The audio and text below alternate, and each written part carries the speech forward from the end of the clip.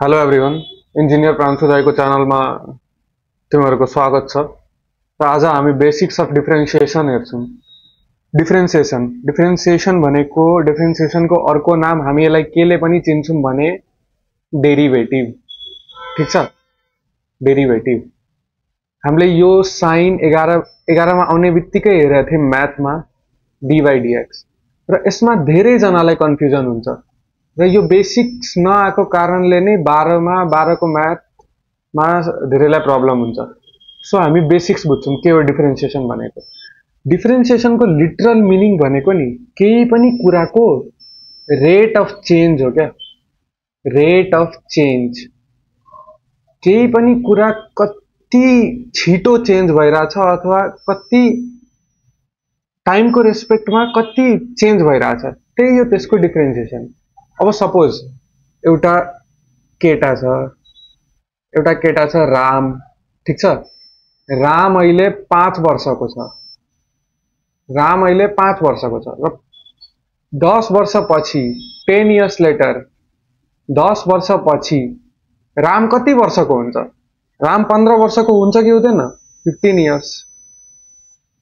So रामको हामीले यो जुन यो यति गर्यौं नि यो प्रोसेस, हामीले रामको एजलाई डेरिभेटिभ गर्यौं, मतलब डिफरेन्सिएसन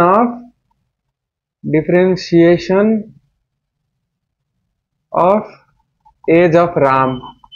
ठीक छ, यो के हो? रामको एजको डिफरेन्सिएसन हो।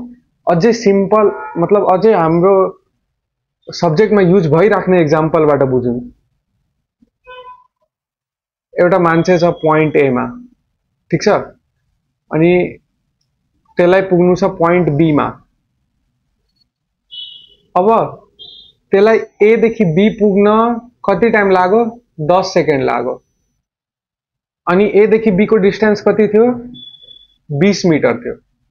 त्यसले 20 मिटर डिस्टेन्स 10 सेकेन्डमा कभर गर्यो।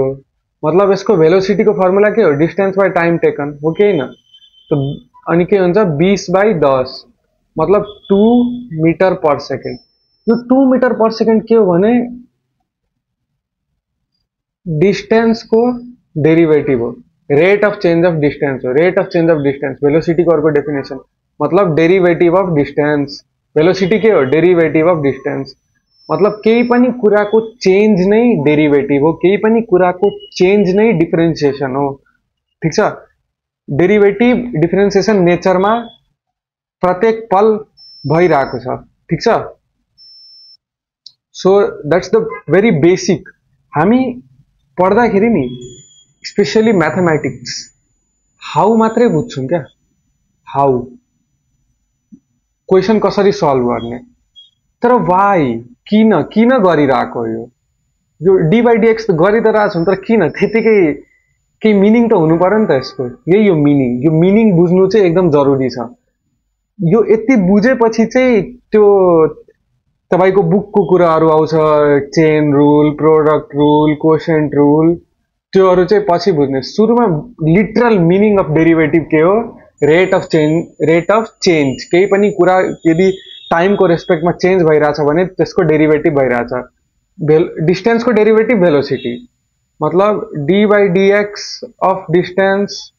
यो डी बाई डीएक्स चाहिँ रिप्रेजेन्टेसन हो, in terms of symbolic representation हो डेरिभेटिभ को। D by dx of distance is equals to velocity. त्यो अब भेलोसिटी तपाईको स्पिड कतिले चेन्ज भइरहेछ? तपाई बाइकमा के गर्नुहुन्छ अनि स्पिड चेन्ज हुन्छ? एक्सेलरेसन गर्नुहुन्छ अनि स्पिड चेन्ज हुन्छ। सो भेलोसिटी को डेरिभेटिभ चाहिँ के हो? एक्सेलरेसन हो।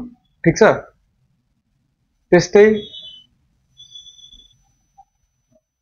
अब यसको उल्टो, अब त्यो इंटीग्रल, बेसिक्स अफ इंटीग्रल भन्ने म अर्को भिडियो बनाउँछु, त्यसमा बुझ्नुहुन्छ। यसको ठ्याक्कै उल्टो हो इंटीग्रेसन भनेको।